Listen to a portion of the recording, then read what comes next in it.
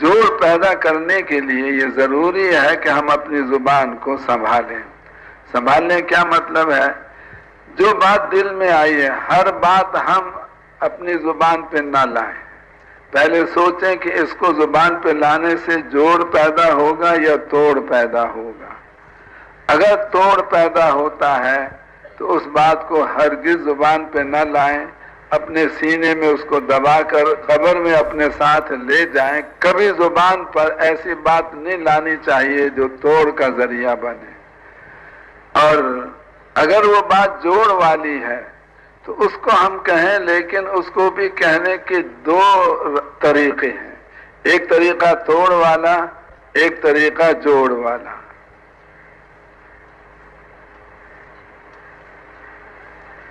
مثلا ایک آدمی کو ہم یوں کہتے ہیں کہ آپ کے والد محترم تشریف لائے ہیں، آپ باہر آ کے ان کو ملیں. تو یہ ٹوٹا ہوا آدمی بھی اس عنوان سے ہمارے ساتھ جڑ جائے گا. اور یہ بھی ہم کہہ سکتے ہیں کہ آپ کی والدہ کے خاوند آئے ہیں، آپ کی اماں جان کے خاوند آئے ہیں، یہ بھی ہم کہہ سکتے ہیں، کیونکہ باپ جو ہوتا ہے وہ ماں کا خاوند ہوتا ہے.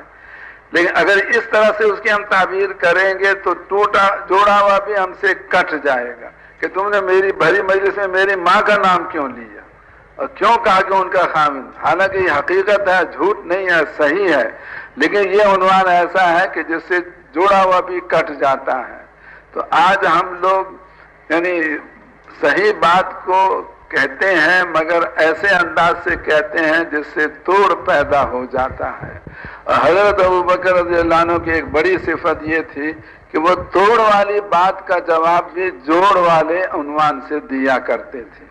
یہ حضرت ابوبکر کے بعد بہت زیادہ ہمیں سیکھنے کی ضرورت ہے، کیونکہ ہمیں پتہ نہیں لگتا کہ ہم توڑتے لوگوں کو زیادہ ہیں یا جوڑتے زیادہ ہیں.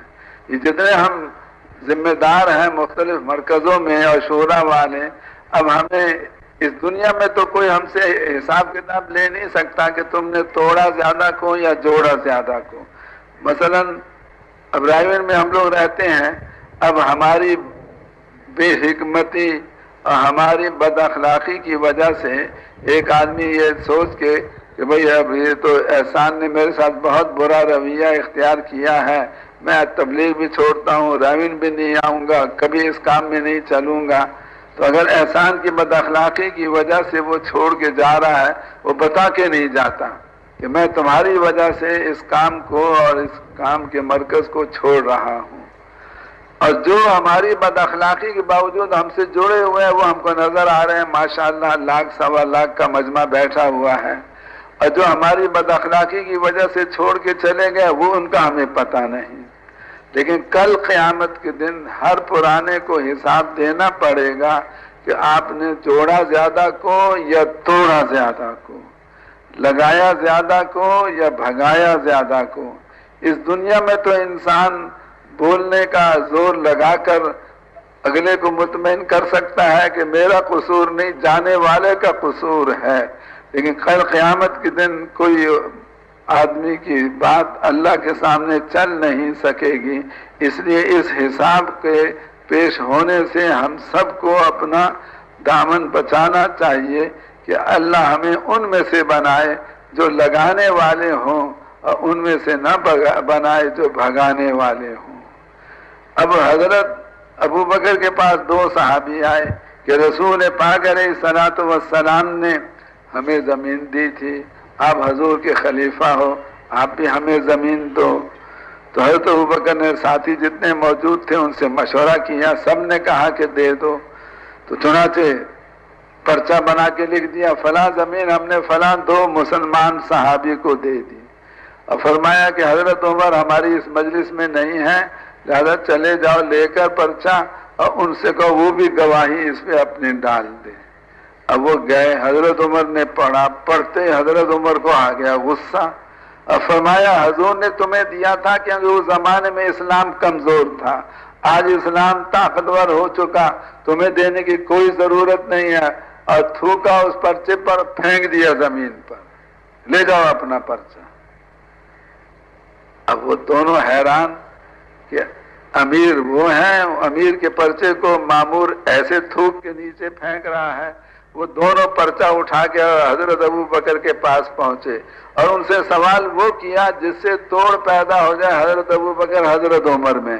یہ پوچھا کہ اے ابو بکر آپ بتائیں آپ حضور کے خلیفہ ہیں یا عمر؟ اب اس کا بجائے جواب کیا بنتا ہے کہ میں خلیفہ ہوں رسول پاک علیہ السلام کا۔ اس میں اپنے مقام کو اپنی زبان سے ظاہر کرنا، اپنی بڑائی کا اظہار، حضرت ابو بکر میں اس کی کوئی ذرہ برابر بھی گنجائش نہیں تھی۔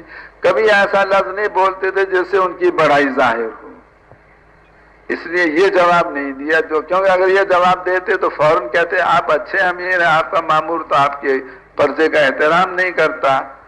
یوں فرمایا ارے بھائی اگر عمر امیر بننا چاہتے تو وہ بن سکتے تھے، کیونکہ پہلے میں نے انصار کو ابو عبیدہ کے پاس بھیجا تھا، انہوں نے انکار کیا، میرے پاس آئے تو میں نے حضرت عمر کے پاس بھیج دیا تھا۔ اگر حضرت عمر اس وقت امیر بننا چاہتے تو میں نے موقع دیا تھا، وہ نہیں بنے، اس لیے مجبوری میں مجھے بننا پڑا۔ ایسا جواب دیا کہ ان دونوں کا غصہ بھی ٹھنڈا ہو گیا۔ ان کا سوال توڑ والا تھا، جواب جوڑ والا دیا۔ اور پھر حضرت عمر پیچھے سے پہنچ گئے غصے میں بھرے ہوئے اور یوں فرما رہے ہیں کہ اے ابو بکر یہ زمین آپ کی ہے یا مسلمانوں کی؟ نہ بھائی میری نہیں ہے، مسلمانوں کی ہے۔ تو آپ نے مشورے کے بغیر کیسے دے دی؟ اب اس کا جواب حضرت ابو بکر کے پاس ہے کہ سارے مسلمانوں سے ایسے مسئلے میں مشورہ کرنا ممکن نہیں، جتنے میرے پاس تھے ان سے میں نے مشورہ کر لیا تھا، سب نے کہا تھا دو، آپ تھے نہیں، آپ کے پاس میں نے پرچہ بھیج دیا۔ تو حضرت ابو بکر حضرت عمر کو ایسا جواب دے سکتے تھے جس سے وہ لاجواب ہو جاتے، لیکن ان کا غصہ اور بڑھ جاتا، تو یہ جواب نہیں دیا کیونکہ اس میں پھر توڑ پیدا ہوتا ہے۔ کیا جواب دیا؟ اے عمر میں نے اسی لیے آپ سے کہا تھا کہ آپ خلیفہ بن جاؤ، میں کمزور ہوں، لوگوں سے دب جاتا ہوں، آپ طاقتور ہو، آپ لوگوں سے نہیں دبتے۔ تو ایسا جواب دیا کہ جس سے حضرت عمر کا بھی غصہ ٹھنڈا ہو گیا۔ سوال توڑ والا اور جواب اس کا جوڑ والا۔ آج امت کے بے شمار ٹکڑے ہو چکے ہیں اور جو امت کو تقسیم کرتا ہے، کچھ کو اپنا سمجھتا ہے، کچھ کو غیر سمجھتا ہے، وہ رسول پاک علیہ السلام اور صحابہ کی محنت پر پانی پھیرتا ہے اور امت پنے کو وہ ذبح کرتا ہے۔ اس لیے اللہ ہمیں ان میں سے نہ بنائے جو امت میں توڑ پیدا کرنے والے، اللہ ہمیں ان میں سے بنائے جو امت میں جوڑ پیدا کرنے والے ہوں۔ کیوں بھائی یہ صفت اپنے اندر پیدا کریں گے نا انشاءاللہ۔